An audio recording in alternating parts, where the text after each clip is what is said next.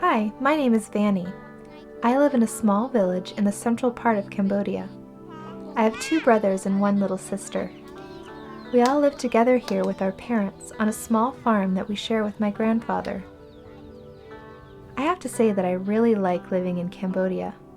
We have 2 seasons. We have the rainy season, where we can get a heavy rain almost every day. This is when we grow our rice and vegetables.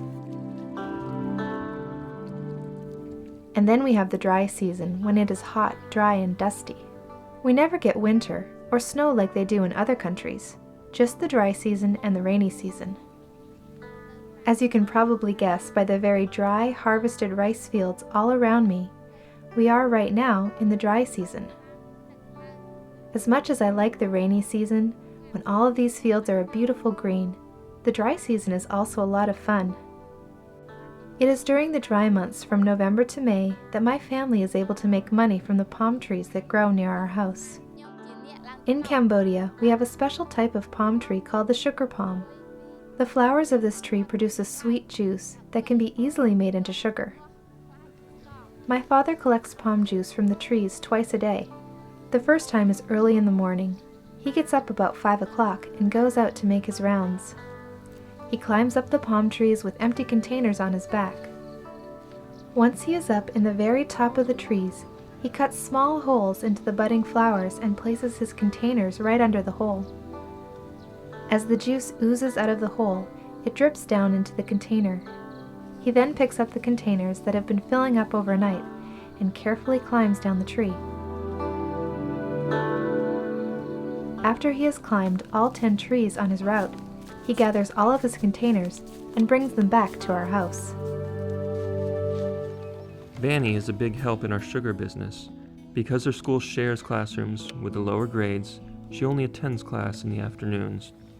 This means that she is free to help us around the house all morning long. When I get back from the field, she pours all the palm juice through a strainer to remove any twigs or leaves that have fallen into the syrup overnight. We pour the clean palm juice into a big container for processing. She then helps me build a fire using wood that she and her mother have cut. Once the palm juice has come to a boil, it needs to be stirred occasionally to keep it from burning.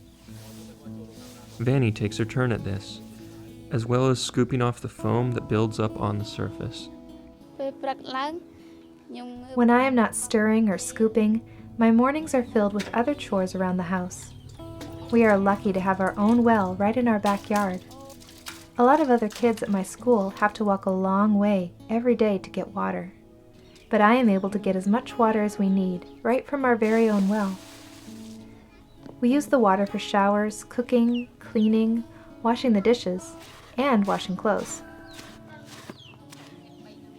Vanny is a very lovely, thoughtful girl.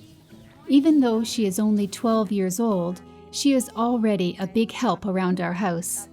She cooks meals, washes clothes, helps us make the sugar, and on Sundays, her day off from school, she also takes her turn helping us with the cows. As there are not many fences in Cambodia, the cows need to either be tied up or carefully watched.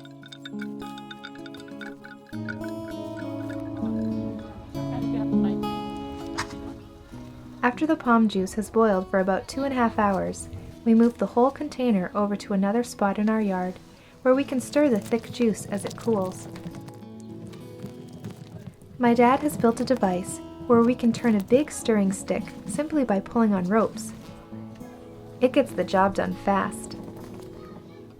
After only 20 minutes of stirring, the sticky juice has turned into real sugar. It seems like all of the kids in our neighborhood always know just the right time to show up for a taste. Once the sugar has fully cooled and is just the right consistency, we pack it up into jars or plastic bags, weigh it on a scale, ready to sell in the marketplace. From the sugar that we sell, we are able to make about $5 a day. I know that this is dangerous work. Some of my friends have fallen from the trees and have been badly hurt. It would be nice if I could find a safer way to make a living. But there are not a lot of job opportunities in this part of Cambodia, and right now, this is the only way I know how to make enough money for our family to survive. After the morning sugar has been processed, my next job is to cook lunch for the family. My mom has taught me how to clean fish, chop the vegetables, and cook rice. And then, as soon as my brothers and sisters make it back from school, we all sit down together and eat.